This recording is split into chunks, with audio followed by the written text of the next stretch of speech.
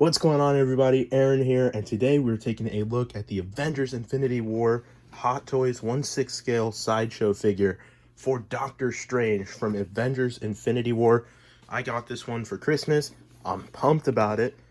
So let's go ahead and take a look. We're going to open it up, see what he comes with.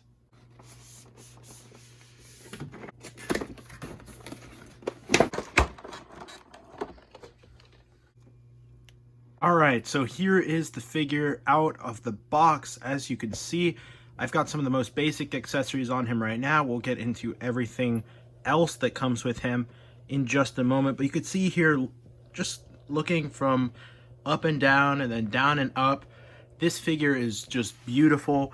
This is my first Hot Toys, like I said earlier, so I'm not used to liking this incredible. But you can see here across the outfit here, going in for a closer look, there are just so many amazing stitched detailing. This right here is showing up a lot lighter on camera than it actually is in person, but that is made of fabric. This whole outfit here for him is made of the same material a real Doctor Strange outfit would be had he actually existed in the world. But yeah, so it's just shrunk down from a normal size Doctor Strange. Of course, like I said, this is 1/6 scale.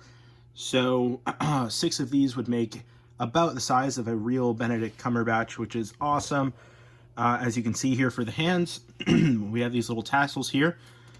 Those look good. All the wraps against the arm look great. You could see here against kind of this skirt-ish piece, we have all this detailing going along the bottom of it, which looks great. I love how the fabric bunches up right over here. The stitching is very nice on that.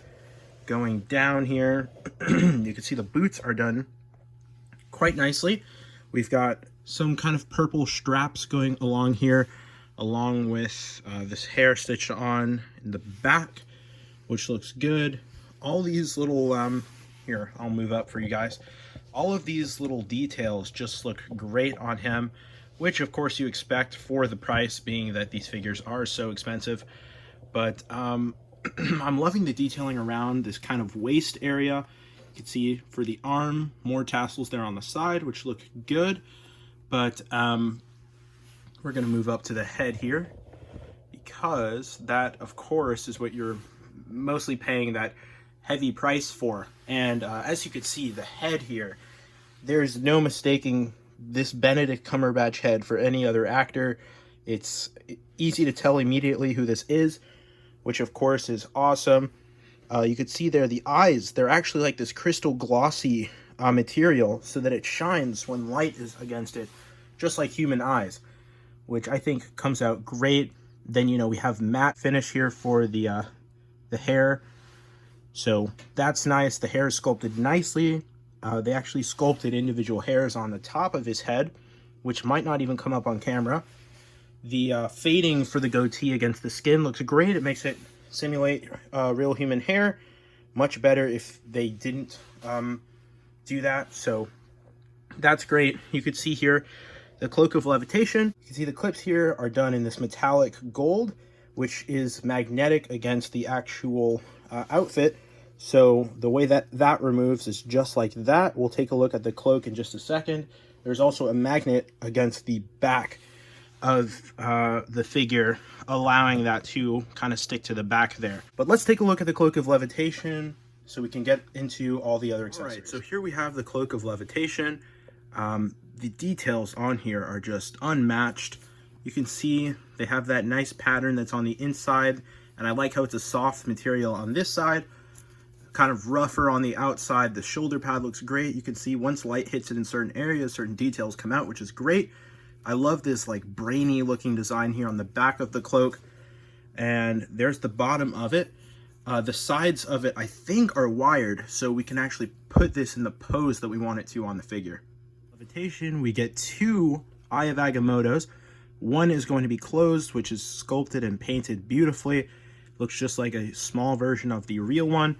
You can see there's the back there. There's nice brown washes against the kind of gold color that they went with for this. And then you could see the fabric-y bit here does look nice as well, if the camera would focus.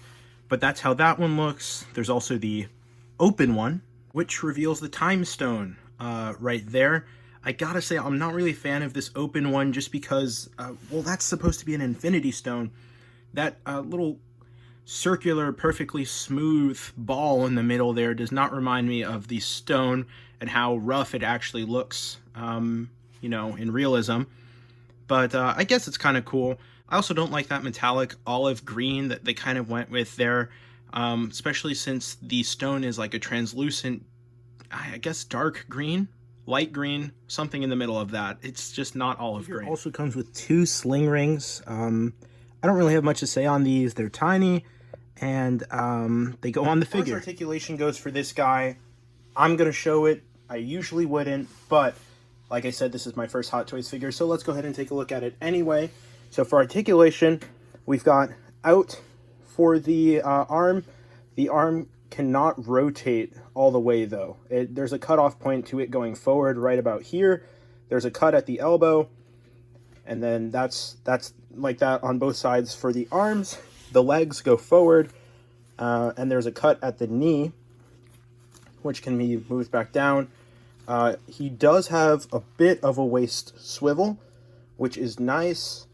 And as far as the head goes here, that can move pretty much, you know, it's on a ball hinge, a ball joint. So that's how that works there. But that's the articulation. You can see the figure comes with many hands. Let's try some of them out. All right, so here is the figure posed up on the flight base that they give you. With some of the rune accessories. You can see I put one of the medium-sized ones around his wrist there. I did the same on the other side, and it looks really cool. You can see it behind the big rune shield right here with some inscriptions on it, which looks great. We'll take a look at the runes in just a moment, but you can see the figure looks really cool on this base here, and I really like how this came out.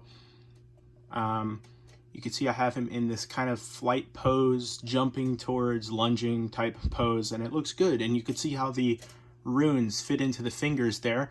Of course, I changed out the hands. They are different from the hands that we saw earlier.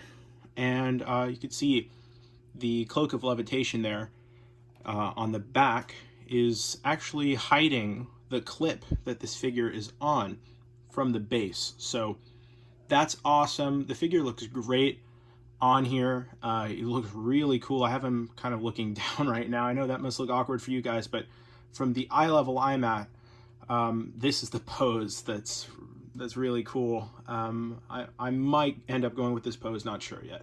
And here we have Doctor Strange with the Time Stone runes. You can see I've got the open Eye of Agamotto on him.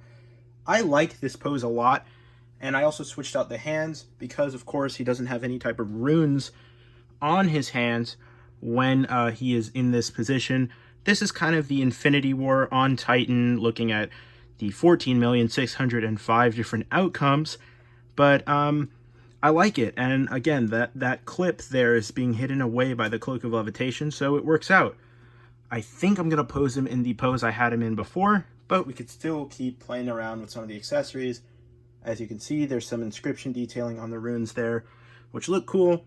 And the smaller ones, which those are a little tougher to put on, but they do look cool when they're actually on there. Real quick here, I wanted to show you how the figure's hands actually fit into the accessories.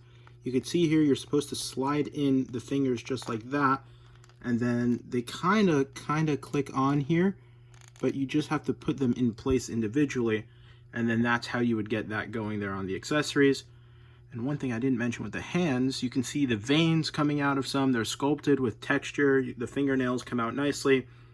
But yeah, that's how you do that with the hands. The figure also comes with this accessory. And while I'm a giant Marvel fan, knowing stuff that the average person wouldn't know, I guess you could say I'm a bit of a Marvel geek, I couldn't tell you what this is. And I don't know. It looks ridiculous on the figure.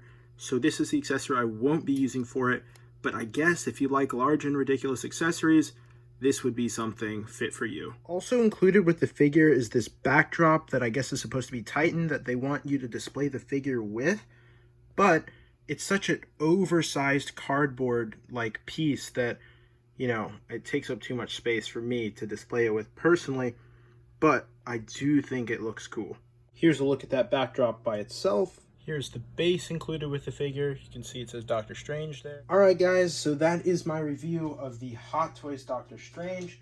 Only other thing I didn't really mention was that he comes with like this translucent fiery effect sword from Infinity War, the Fight on Titan, as well as these things that can be displayed from his fingers.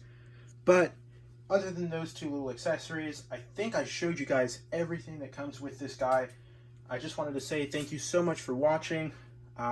Please subscribe and like the video if you have not already. That way I can see you next time. Peace out, guys, and have a good one.